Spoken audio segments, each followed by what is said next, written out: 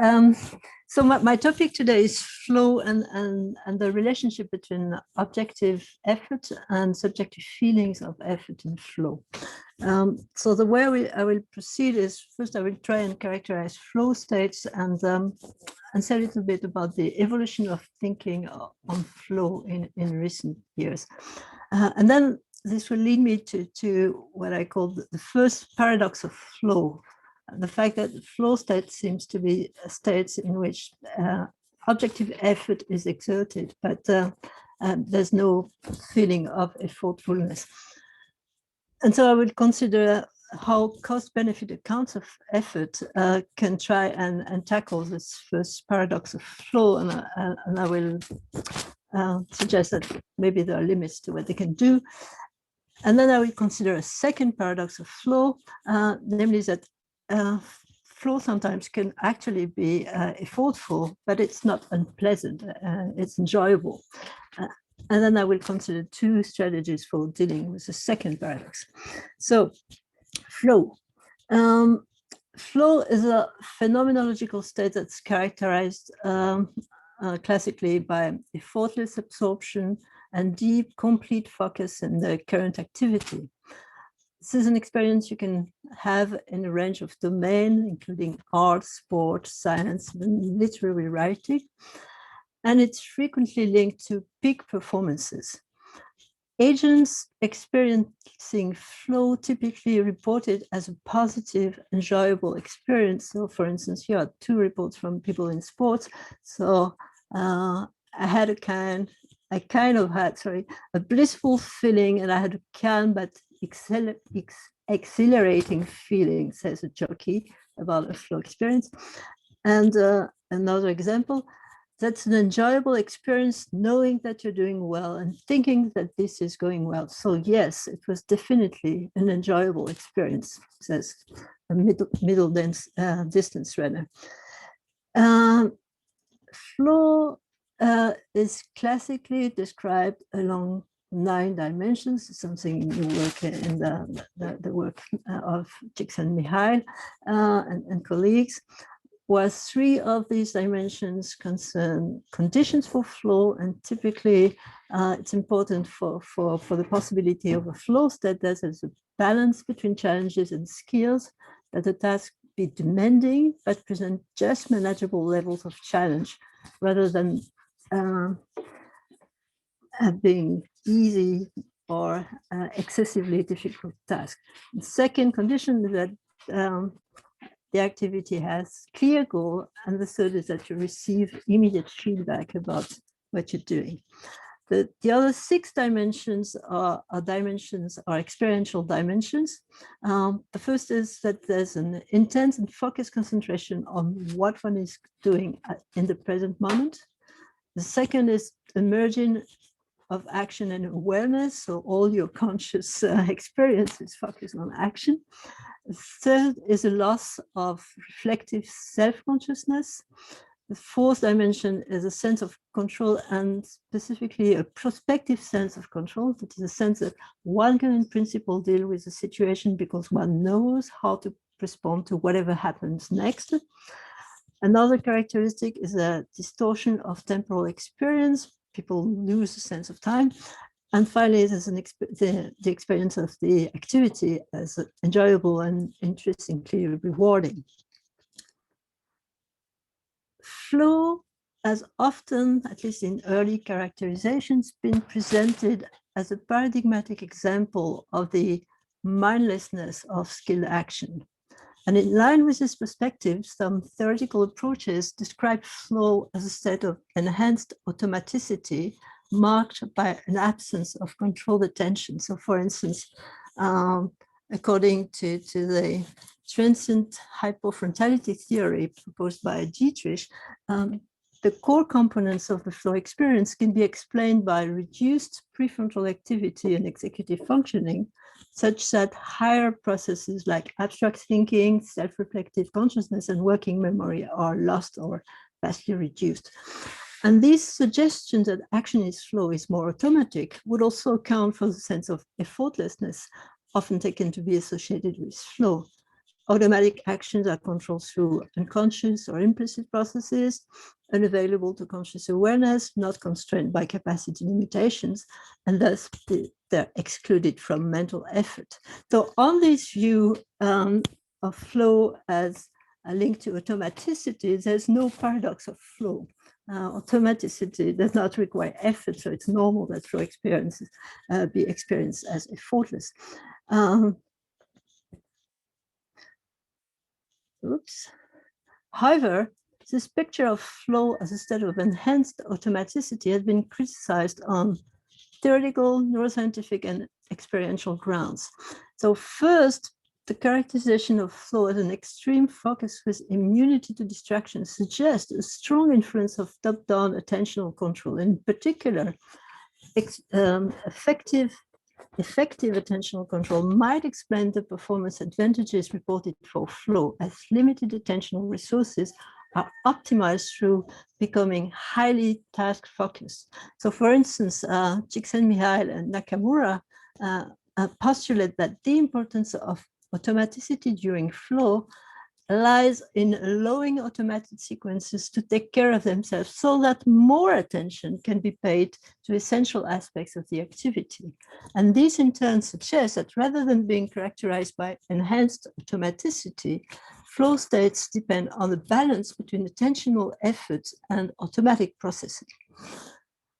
Second, these theoretical considerations stressing the importance of attentional control in flow states seem to be supported by recent neuroimaging and experimental findings suggesting that supervisory and attentional and control and cognitive control systems of the brain are highly active during flow. So for instance, Ulrich and colleagues found that brain areas related to the multiple demand network, which itself is linked to goal-directed behavior, the organization of multi-step behavior and selective visual attention, had higher levels of activation during a flow level of difficulty, and in the experiment it was in an arithmetic task, than the harder level of difficulty. And Harris and colleagues found that the absorption that accompanies the flow state is based on an efficient but effortful form of attention, as indexed by correlations between peak ratings of absorptions, reduced heart rate variability. So we just heard in the talk before how the heart can tell us a lot about effort, and also reduced gaze variability. And thirdly, qualitative research on elite athletes' experiences during optimal performance in sports suggests that the flow-like experiences that often accompany optimal performance can take two forms, which partially overlap, but are nevertheless distinct.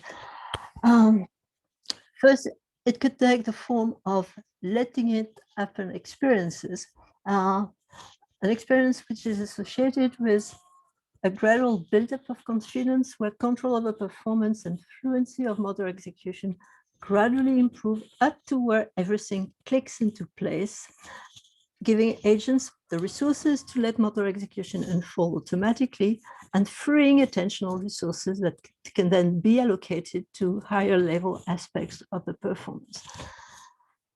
The second type of flow experience is the making it happen experience, which is a state where task execution continues to unfold in an automatic manner in some of its aspects, but the agent intentionally devotes additional cognitive and attentional resources to the performance. And this state is characterized by complete and deliberate focus, intense effort, heightened awareness of self and situation, heightened arousal, enjoyment, and automaticity of basic skills. So in a recent paper, Toller and Moran, who discuss these two forms of flow, suggest that the flow states that accompany optimal performance are more often of the making it happen variety than the letting it happen variety. So, and this leads us to the first paradox of flow. So during flow, individuals report that task control becomes effortless as they become fully absorbed. And therefore, either the task has become easier and does not require mental effort, or the subjective experience has become dissociated from the objective level of mental work or mental effort. And recent evidence, as we've seen, as I just presented, suggests that attentional and physiological effort is greatest under optimal challenge. So the paradox of flow, or the first paradox of flow, is that in flow states, objective effort and subjective experience of effort appear to dissociate. So how can we explain this dissociation? And here I will consider how these might be explained from the perspective of cost-benefit models of effort. And first, let me say something quite general about these models. The central tenets of these models are first that the objective experience of effort is a conscious output of mechanisms designed to continuously compute the costs and benefits of engaging in the current task. And different, of course, different cost benefits models hold different views on what the currency of the incurred cost is. So it may be intrinsic cost, it may be energetic cost, it may be, as Andrew was discussing yesterday, opportunity costs. And also they might disagree on the exact form this cost benefit computations take. A second tenet of these kinds of approaches is that the subjective experience of effort is intrinsically aversive, corresponding in magnitude to the costs computed relative to the benefit expected. And the final tenet of these views is that the subjective experience of effort signals the need for a reallocation of information, processes, resources, or capacities. So here I will take only one version of this cost benefit models, namely the conflict monitoring hypothesis that has been developed by Botvinnik and colleagues, and see how on this approach we can explain this first paradox. So according to the conflict monitoring hypothesis, people make continuous decisions about how much cognitive control to exert, and they adjust their level of control online in reaction to demands. The human brain contains a system of which the ACCs, or the anterior cingulate cortex, is a key component, serving a demand monitoring function and detecting ongoing levels of unmet cognitive demands. And when a discrepancy between task demand and allocated cognitive resources is detected, more cognitive control resources are allocated to the task, and there is evidence that these adjustments are mediated by interactions between the ACC and dorsal prefrontal cortex. And finally, subjective mental efforts arises from a change in cognitive control when the demands of the situations are praised are not being made.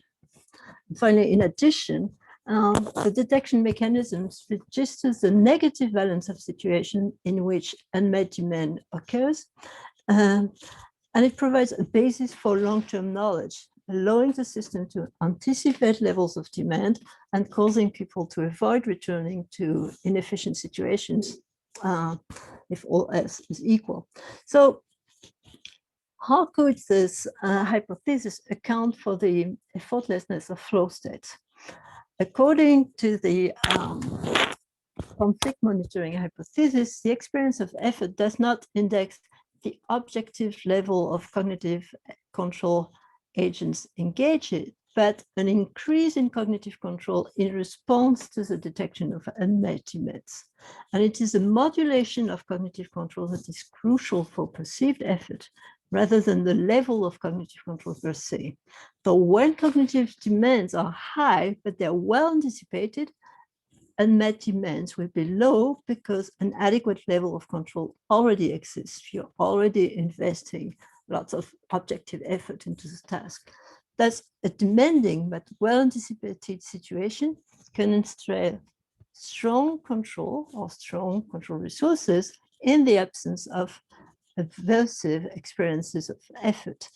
And the idea is that this is precisely the case with flow states, where skills and the challenges of the task are in balance and attentional control is optimal.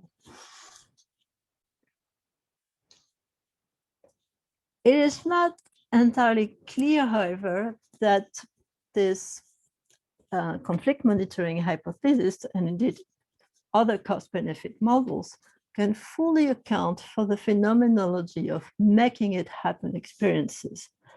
So, as I said a few minutes earlier, making it happen experience is a state where the agent intentionally devotes additional cognitive and attentional resources to the performance, and is a state that is characterized by complete and deliberate focus. On the conflict monitoring hypothesis, such experiences would be described as corresponding to the detection of a conflict between the demands of the task and the level of cognitive control engaged, demanding an increase in cognitive control. So making it happen experiences should be felt as both effortful and unpleasant. However, while making it happen experiences may feel effortful, they're described by performers as enjoyable rather than unpleasant. And this takes me to the second paradox of flow, which goes as follows. According to cost-benefit models, effort is costly and has a correspondingly distinctive phenomenology, feeling difficult and aversive. And when given a choice, humans and animals alike tend to avoid effort. Flow experiences, however, may feel effortful, but effort exertion feels enjoyable rather than feeling unpleasant. So how is it possible, or is that possible if effort is intrinsically aversive? And I should say that what I call the second paradox of flow corresponds to what is also known as a paradox of effort. It is the specific and, in my view, a central instance of the paradox of effort. And there are, or we can think of two strategies for dealing with this paradox. The first strategy involves maintaining the claim that effort is intrinsically aversive, but considering that expected additional reward will outweigh the costs of effortful performance. So the aversiveness is compensated by additional benefits. The second strategy involves renouncing the claim that effort is always aversive and accepting that under certain conditions, effort can be rewarding or valued in itself. So let me try and go through both strategies, starting with the first. So according to the first strategy, for effort not to feel aversive, some counterbalancing incentive is needed. That is, some expected future reward must outweigh the cost of effortful performance. It may be argued that this is precisely the case in making it happen experiences. Making it happen experiences typically occur in situations matching those for what are known in the lingo of sports and sports psychology as clutch performance, defined as performance increment or superior performance that occurs under pressure circumstances. So for instance, in competitive sports, making it happen experiences often occurs at points in competition where success or failure has a significant impact on the outcome of the contest. One could thus argue that in such situation, increased effort is counterbalanced by increased expected rewards. So for instance, winning a point in tennis may be simply winning a point, but at given moments in the competition, winning a point may mean winning a game and securing a break, or winning a set, or even winning the match itself. So here the rewards is higher.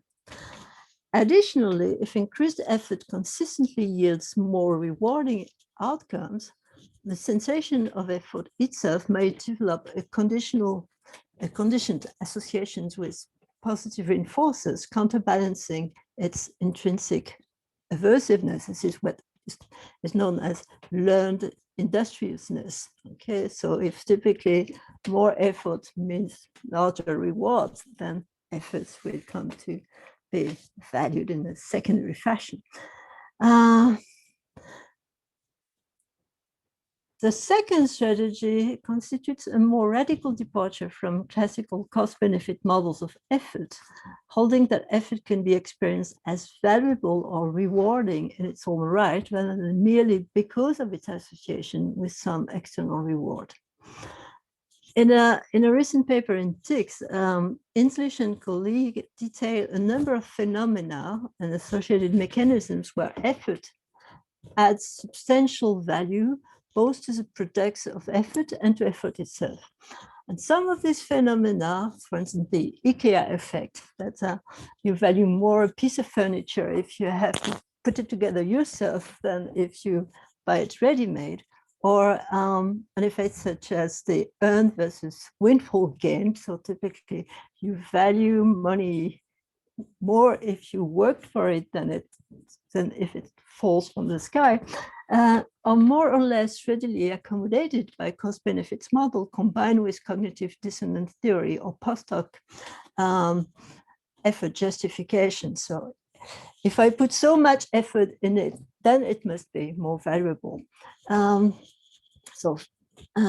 However, as Inslish and colleague point out, there is also evidence that people sometimes derive value from effort itself independently of any tangible products. One well-known area that has been explored is the need for cognition, a personality trait that is stable over time, describes a person's intrinsic tendency to engage in and enjoy effortful cognitive activities for their own sake. There's also anecdotal evidence from endurance sports. So for instance, mountaineers and other endurance athletes, like people running the marathon or even the Ironman, for instance, report valuing their sport precisely because it demands a great deal of effort. And the final phenomena they list in this paper is flow. During states of flow, they say, people derive pleasure from challenging tasks as they are exerting effort, suggesting that effort adds value concurrently. So we can't simply solve the paradox of flow, the second paradox of flow, simply by positing that effort in flow is intrinsically valued. We must provide some explanation for why that is. And cost-benefit models, and one way to see why it may be the case is that if you think of cost-benefit models of effort, they operate with an instrumental conception of action. Okay, according to it, we care for goals and the benefit they yield, and we deploy agency for the sake of attaining these goals. However, this is not the only possible form of deployment of our agency. Agency is not always strictly instrumental. And in a recent book, and the book I even more recently discovered, I discovered this book on Monday, to be precise, and it's a great book. I have not finished reading it, but it's really a great book. So it's a book on agency in games. And in that book, Nguyen distinguishes between what he calls, so we're talking about game, so achievement play, or achievement mode, if you want, where you play or you act for the sake of winning or for the sake of something that follows from winning, like fame and money, and striving play, striving action, well, what you are pursuing, where you are actually pursuing the win not for itself, but for the sake of the struggle. So we pursue the goal for the sake of the mean rather than the reverse. And he writes, striving play involves a motivational inversion from ordinary life. In ordinary practical life, we pursue the means for the sake of the ends. But in striving play, we pursue the ends for the sake of the means. We take up a goal for the sake of the activity of struggling for it. So what I want to propose is that the activities conducive to flow states often involve such a motivational inversion from ordinary practical life. One important characteristic of skilled performers is their commitments not just to winning, but to mastering their craft and their striving for continuous improvement. The need for mastery exhibited by a skilled performer or expert is a close cousin of the need for cognition. In both cases, what one pursues and values is excellence, is the fullest possible deployment of your agentive or cognitive abilities. The explicit goal of the activity, so maybe solving a crossword puzzle or proving a theorem in need for cognition, or it may be crossing the finish line or getting a ball through a hoop in sports, may be less important than the activity we deploy to attain that goal, or important only insofar as the attainment of the goal is an index of the quality of this activity.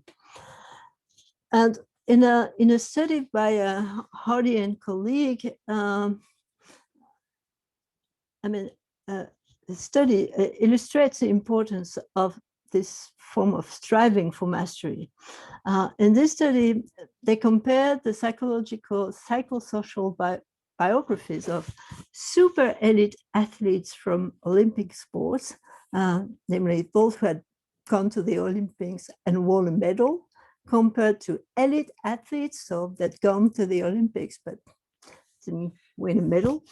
And they found that the super elite athletes emphasized the importance of both mastery and outcome, while the elite athletes focused almost exclusively on winning. And for instance, here's a quote from one of these super elite athletes. Obviously, winning or getting medals was a big motivating factor, but I couldn't see the point in doing a race if you hadn't given your best, even if it was only to get me 33rd in a race. As long as I knew I had given my best shot, that's what gave me satisfaction. So the way we can try and solve the second paradox of flow, according to the second strategy, is as follows. Yes, effortfulness is part of the experience of flow, and yet flow states feel enjoyable rather than unpleasant and aversive. And this paradoxical combination of phenomenal properties is made possible by the motivational inversion characteristic of activities that induce flow states. In such activities, the deployment of agency can be an end in itself rather than just a means towards some external end. Flow states are experiences of harmony between one's overall agentive capacities and the demands of the practical environment. So the experience of effort in flow is enjoyable and valuable in itself because it reflects agency fully and masterly deployed. So to recap, the first paradox of flow, namely the idea that in flow states, objective effort and subjective experience of effort dissociate, is in my view more apparent than real and is the result of a conflation between effortfulness and unpleasantness. In most cases, flow states involve both objective and perceived effort. The second paradox of flow states feel effortful yet enjoyable rather than unpleasant, is a paradox only from the perspective of cost-benefit models of efforts that take effort to be intrinsically aversive. Of course, there are some maneuvers that are open to such approaches that appeal, for instance, to counterbalancing incentives to accommodate non-aversive effortfulness. However, one limitation of these models that prevent them from allowing for the possibility that effort may be intrinsically valued is a purely instrumental take on action. If we allow for motivational inversions from ordinary practical agency, we open the possibility that the purpose of acting may be the exercise of our agential capacities, rather than just some external product. And thus we also open the possibility that the effortfulness in flow experiences can be the subjective counterpart of the full and optimal deployment of agency, and as such, enjoyable. Thank you.